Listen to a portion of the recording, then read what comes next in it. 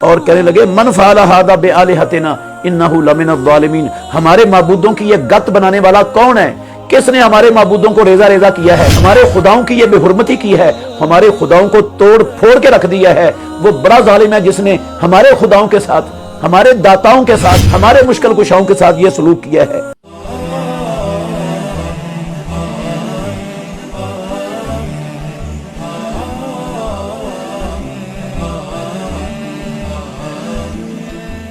السلام علیکم ورحمۃ اللہ وبرکاتہ، نحمدہ ونصلی ونسلم علی رسولہ الکریم۔ قرآن مجید کا 17واں پارہ سورہ الانبیاء اور سورہ الحج پر مشتمل ہے۔ ہم آج کی فرصت میں سورہ الانبیاء کے چوتھے رکوع کے اندر جو کچھ اللہ نے بیان کیا ہے اس کا خلاصہ بیان کرنے کی کوشش کریں گے۔ یہ سورہ انبیاء، اللہ رب العالمین نے اس میں بہت سے انبیاء علیہ الصلوۃ والسلام کی دعوتوں کا اور ان کی قوموں کے ان کے ساتھ رویوں کا تذکرہ فرمایا ہے۔ سورہ انبیاء کے اس رکوع میں ابراہیم علیہ الصلوۃ والسلام کا تذکرہ کیا ہے۔ ابراہیم خلیل الرحمن علیہ الصلوۃ والسلام عراق کے رہنے والے تھے، اور عراق کی سرزمین پر ابراہیم علیہ الصلوۃ والسلام کی قوم میں ہر قسم کا شرک موجود تھا۔ بتوں کی وہ پوجا کرتے تھے، سورج، چاند اور ستاروں کی وہ پوجا کرتے تھے، بادشاہ کو وہ اپنا رب مانتے تھے، اس کی پرستش کرتے تھے۔ تو ابراہیم علیہ الصلوۃ والسلام کو اللہ رب العالمین نے ان شرکیہ عقائد، باطل نظریات کی تردید کے لیے بھیجا تھا۔ ابراہیم علیہ الصلوۃ والسلام کا ان کے اس شرک کو باطل کرنا، اس کا رد کرنا ان کا مشن تھا، اور ابراہیم علیہ الصلوۃ والسلام قوم کو ان کے باطل نظریات میں لاجواب کرنے اور ان کے معبودوں کی بے بسی کو ظاہر کرنے میں اللہ کی توفیق اور مدد سے کامیاب ہو گئے، لیکن قوم پھر بھی ابراہیم علیہ الصلوۃ والسلام کی دعوت کو ماننے کے لیے تیار نہیں ہوئی، اور اپنے لیے انہوں نے جہنم کو ہی اختیار کر لیا۔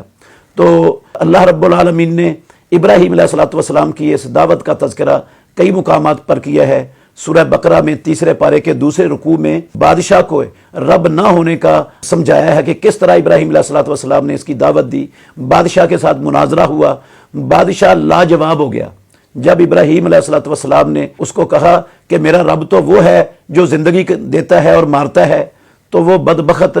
کج بحثی پر اترا اور فوراً اس نے کہا میں بھی زندہ کرتا ہوں اور مارتا ہوں۔ تو ابراہیم علیہ الصلوۃ والسلام نے کہا اگر تو زندہ کرتا اور مارتا ہے تو میرا رب تو وہ ہے جو سورج کو مشرق سے نکالتا ہے، مغرب میں ڈبو دیتا ہے، اور تو اگر رب ہے تو سورج کو مغرب سے نکال کر مشرق میں ڈبو دے۔ فَبُہِتَ الَّذِي كَفَرَ، وہ جو بادشاہ تھا اپنے آپ کو خدا منواتا تھا، سورج، چاند اور ستاروں کی پرستش بھی اس کو برداشت تھی، بتوں کی پرستش بھی برداشت تھی، اپنی پرستش بھی وہ بدبخت کرواتا تھا، تو وہ لاجواب ہو گیا۔ اس طرح قوم نے بھی دیکھا کہ اس کے پاس کوئی جواب نہیں ہے، تو ابراہیم علیہ الصلوۃ والسلام کو اللہ رب العالمین نے یہ دلیل عطا کی، اور انہوں نے اس دلیل کے طور پر ان کے اس شبے کا ہمیشہ کے لیے رد کر دیا کہ بادشاہ یہ بھی کوئی خدا ہوتا ہے اور یہ بھی کوئی پرستش کے لائق ہوتا ہے۔ پھر سورہ الانعام کے اندر 75-76 نمبر آیت سے لے کر 82-83 نمبر آیتوں تک اللہ رب العالمین نے ان کی قوم کے سورج، چاند اور ستاروں کی پرستش کرنے کے حوالے سے جو قوم کے ساتھ ابراہیم علیہ الصلوۃ والسلام کا مناظرہ ہوا اور کس طرح ابراہیم علیہ الصلوۃ والسلام نے ان کو لاجواب کر دیا، اس کا تذکرہ کیا ہے۔ ابراہیم علیہ الصلوۃ والسلام نے رات کو ایک چمکتا ہوا ستارہ دیکھا اور کہا یہ میرا رب ہے، تو قوم یقیناً بڑی خوش ہوئی ہوگی ابراہیم علیہ الصلوۃ والسلام کے منہ سے یہ الفاظ سن کر کہ اچھا، بہت اچھا ہوا ہے، ابراہیم علیہ السلام نے ہمارے معبود کو خدا مان لیے۔ تو جب ستارہ غائب ہو گیا تو ابراہیم علیہ السلام نے کہا میں غائب ہونے والوں سے، غروب ہونے والوں سے میں محبت نہیں کرتا، وہ میرا رب نہیں ہو سکتا۔ پھر جب چاند طلوع ہوا تو چاند کو دیکھ کر ابراہیم علیہ السلام کہنے لگے ھذا ربی، یہ میرا رب ہے۔ تو جب وہ بھی غائب ہو گیا تو ابراہیم علیہ السلام نے کہا جو غائب ہوتے ہیں وہ میرے رب نہیں ہو سکتے، اگر میرا رب مجھے ہدایت نہ دے تو میں گمراہوں میں سے ہو جاؤں گا۔ پھر ابراہیم علیہ الصلوۃ والسلام نے جب سورج کو چڑھتا ہوا دیکھا اور کہا یہ بہت بڑا ہے، یہ میرا رب ہے۔ قوم سمجھی چلو ہمارے معبودوں میں سے کسی کو تو مان رہا ہے نا۔ جب وہ بھی غروب ہو گیا، سورج بھی غروب ہو گیا، تو ابراہیم علیہ الصلوۃ والسلام نے کاری ضرب لگائی ان کو معبود بنانے والے اور ان کی پرستش کرنے والی اپنی قوم پر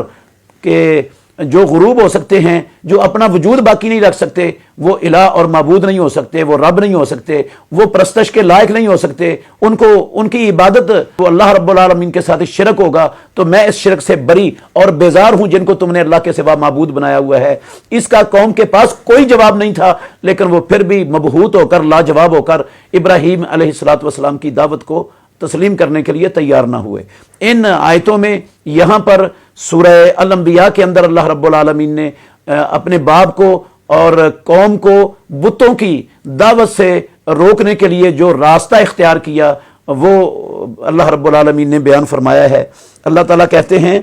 کہ اذ قال لأبیہ وقومہ ما هذه التماثیل التي انتم لها عاکفون، جب ابراہیم علیہ السلام نے اپنے باپ آزر سے اور اپنی قوم سے کہا کہ یہ مجسمے،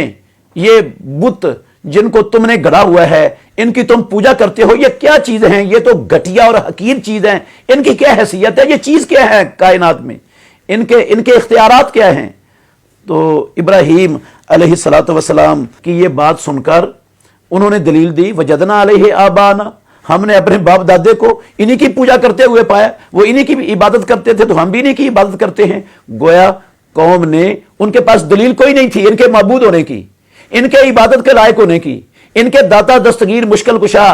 بندہ پرور غریب نواز ہونے کی ان کے پاس دلیل کوئی نہیں تھی۔ انہوں نے ایک ہی دلیل دی، تقلید، آباء و اجداد کی تقلید کا سہارا لیا کہ ہمارے باپ دادے یہ کرتے تھے تو ہم بھی ان کی عبادت کرتے ہیں۔ تو اللہ رب العالمین نے اس بات کا بھی رد کیا ان آیتوں میں۔ وہ حیران ہو گئے کہ ابراہیم علیہ السلام تو بڑے سمجھدار تھے، یہ تو ایسی ویسی باتیں کر ہی نہیں سکتے تھے۔ کہنے لگے کیا تم، اور ان کا اپنے بتوں پر، اپنے معبودوں پر اتنا پختہ یقین تھا اپنے باپ دادے کی تقلید میں کہ وہ کسی بھی حالت میں ان کو چھوڑنے کے لیے اور ان کے خلاف بات سننے کے لیے تیار نہیں تھے۔ تو کہنے لگے اجیت بالحق ام انت من اللاعبین، اے ابراہیم کیا تو حق بات کہہ رہا ہے یا تو مذاق کر رہا ہے ہمارے ساتھ؟ ان کو یقین ہی نہیں آ رہا تھا کہ اتنی بڑی حقیقت، جس حقیقت سے ہمارے باپ دادے جس پر ڈٹے ہوئے تھے، ہم جس پر ڈٹے ہوئے ہیں، یہ بھی بلا حقیقت غلط ہو سکتی ہے، یہ کیسے غلط ہو سکتا ہے؟ تو کہا کہیں تم ہمارے ساتھ مذاق تو نہیں کر رہے؟ اللہ اکبر۔ تو ابراہیم علیہ السلام نے کہا بل ربکم رب السماوات والارض الذی فطرہن، یہ تمہارے معبود نہیں ہیں، یہ رب نہیں ہے، تمہارا رب وہ ہے جس نے آسمانوں اور زمینوں کو پیدا کیا ہے اور جو سارے کائنات کا نظام چلاتا ہے، وہ تمہارا رب ہے۔ تو یہ چونکہ بتوں کی عبادت، بتوں کی بڑائی اور ان کے بارے میں ان کا عقیدہ بڑا ہی مضبوط تھا، وہ ابراہیم علیہ السلام کی زبانی دعوت پر اس کو کبھی چھوڑنے کے لیے تیار نہیں تھے۔ تو اللہ رب العالمین نے توفیق بخشی ابراہیم علیہ السلام کو، انہوں نے کہا تاللہ لاعقیدن اصنامکم، اللہ کی قسم میں تمہارے ان بتوں کے ساتھ جن کو تم معبود سمجھتے ہو، عبادت کرتے ہو، میں ان کے ساتھ تدبیر کروں گا۔ تو ابراہیم علیہ السلام کو اللہ رب العالمین نے موقع عطا فرمایا، ان کے میلے کا دن تھا، انہوں نے ابراہیم علیہ السلام کو بھی دعوت دی کہ آپ ہمارے ساتھ چلو۔ تو ابراہیم علیہ السلام نے عذر کر دیا کہ میں بیمار ہوں، میں تمہارے ساتھ نہیں جا سکتا۔ جب وہ چلے گئے ابراہیم علیہ السلام ان کے بت خانے میں، جو جہاں انہوں نے بڑے چھوٹے مختلف قسم کے بت، مختلف حاجت روائی کرنے والے، کوئی کچھ کرنے والا، کوئی کچھ دینے والا، کوئی بیٹے دینے والا، کوئی حکومتیں دینے والا، کوئی رزق دینے والا، کوئی اور کچھ کرنے والا، سارے رکھے ہوئے تھے مختلف بت۔ ان کے پاس آئے، دیکھا ان کے سامنے نظر نیازیں، چڑھاوے چڑھے ہوئے ہیں، حلوے کھیرے ان کے سامنے ہیں۔ ان کو کہا تم کھاتے کیوں نہیں؟ یہ تمہارے سامنے کھانے ہیں۔ ابراہیم علیہ السلام تو جانتے تھے یہ بول ہی نہیں سکتے، ان کے پاس بولنے کی طاقت ہی نہیں ہے۔ تو جب جواب نہیں نہ آیا، ابراہیم علیہ السلام نے سارے بتوں کو توڑ ڈالا، ایک بڑے بت کو رہنے دیا، توڑ کر ابراہیم علیہ السلام واپس چلے گئے۔ جب قوم واپس آئی اپنے میلے سے تو انہوں نے اپنے معبودوں کو سلام کرنے کا سوچا، وہ سلام کرنے کے لیے ان بت خانے میں پہنچے تو دیکھا تو ان کی تو گت بنی ہوئی ہے، وہ تو ریزہ ریزہ ہوئے پڑے ہیں، ٹکڑے ٹکڑے ہوئے پڑے ہیں۔ ان کو اس پر شدید قسم کا غصہ آیا اور کہنے لگے من فعل ھذا بآلہتنا انہ لمن الظالمین، ہمارے معبودوں کی یہ گت بنانے والا کون ہے؟ کس نے ہمارے معبودوں کو ریزہ ریزہ کیا ہے؟ ہمارے خداؤں کی یہ بے حرمتی کی ہے، ہمارے خداؤں کو توڑ پھوڑ کے رکھ دیا ہے۔ وہ بڑا ظالم ہے جس نے ہمارے خداؤں کے ساتھ، ہمارے داتاؤں کے ساتھ، ہمارے مشکل کشاؤں کے ساتھ یہ سلوک کیا ہے۔ تو خود ہی کہنے لگے سمینا فتیں یذکرہم یقال لہ ابراہیم، ہم نے ایک نوجوان کو سنا ہے جو ہمارے ان معبودوں کا اچھے الفاظ میں تذکرہ نہیں کرتا تھا، وہ اس کو ابراہیم کہا جاتا ہے، لگتا ہے یہ اسی کا کام ہے، تو اس کو لاؤ سارے لوگوں کے سامنے تاکہ لوگوں کو بھی پتا چلے ان کے معبودوں کو توڑنے والا، ریزہ ریزہ کرنے والا یہ ابراہیم ہے، اور ان کے سامنے اس کا ہم جرم ثابت کریں ابراہیم علیہ السلام کا۔ لوگ کٹھے کر دیے، اصل میں تدبیر اللہ رب العالمین کی تھی، پروردگار ساری قوم کے سامنے ان کے معبودوں کی بے بسی اور ان کی رسوائی اور ذلت ظاہر کرنا چاہتے تھے اور ان کی حماقت پر مہر ثبت کرنا چاہتے تھے پوری قوم کی۔ اللہ رب العالمین نے یہ حجت ابراہیم علیہ السلام کو سجائی ہوئی تھی، ابراہیم علیہ السلام کو لایا گیا، انہوں نے ابراہیم علیہ السلام سے لوگ بھی اکٹھے ہو گئے، پوچھا انت فعلت ھذا بآلہتنا یا ابراہیم، اے ابراہیم تو نے ہمارے معبودوں کے ساتھ، ہمارے مشکل کشاؤں کے ساتھ، ہمارے دستگیروں کے ساتھ، ہمارے بیٹے اور بیٹیاں دینے والوں کے ساتھ تو نے یہ سلوک کیا ہے؟ ابراہیم علیہ السلام نے کہا بل فعلہ کبیرہم، بلکہ یہ کام ان کے بڑے نے کیا ہے، ان سے پوچھ لو، یہ ایک بڑا موجود ہے، یہ ٹکڑے ٹکڑے ہوئے پڑے، ریزہ ریزہ ہوئے پڑے ہیں، ان سے پوچھو کس نے تمہارے ساتھ یہ کیا ہے۔ ان سے اگر یہ بولتے ہیں تو سوال کرو، تمہیں جواب مل جائے گا کہ ان معبودوں کی گت کس نے بنائی ہے۔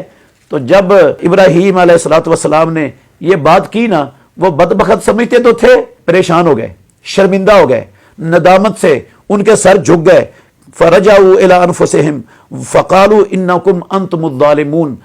اپنی آپ میں ہی کہنے لگے ظالم تم ہی ہو، ابراہیم علیہ السلام کا کوئی قصور نہیں ہے، ابراہیم علیہ السلام سچا ہے اور حق پر ہے، اس کی دعوت بھی ٹھیک ہے، لیکن تم ہی ظالم ہو، تم نے ان بے بسوں کو جو اپنے آپ کا دفاع نہیں کر سکتے، جو اپنے آپ کو نہیں بچا سکتے، وہ دوسروں کے لیے حاجت روا مشکل کشا دستگیر کیسے ہو سکتے ہیں؟ جو اپنا وجود قائم نہیں رکھ سکتے وہ دوسروں کو کیا دے سکتا ہے؟ کس مصیبت سے دوسروں کو بچا سکتا ہے جو اپنے آپ کو مصیبت سے نہیں بچا سکتے؟ چونکہ وہ ہٹ درم تھے، ضدی تھے، باپ دادے کی تقلید چھوڑنے کے لیے تیار نہیں تھے، حق کو ماننا جو ہے نا وہ ان کے لیے آسان نہیں تھا، وہ فوراً الٹے اور کہنے لگے ابراہیم علیہ السلام آپ تو جانتے ہیں کہ یہ بولتے نہیں، آپ ہمیں کہتے ہیں کہ ان سے سوال کرو، اگر یہ بولتے ہیں آپ کو تو پتہ ہے نہیں بولتے۔ اللہ نے ابراہیم علیہ السلام کو زبردست موقع عطا فرمایا، تو ابراہیم علیہ السلام نے زبردست چوٹ لگائی، کہنے لگے اتعبدون من دون اللہ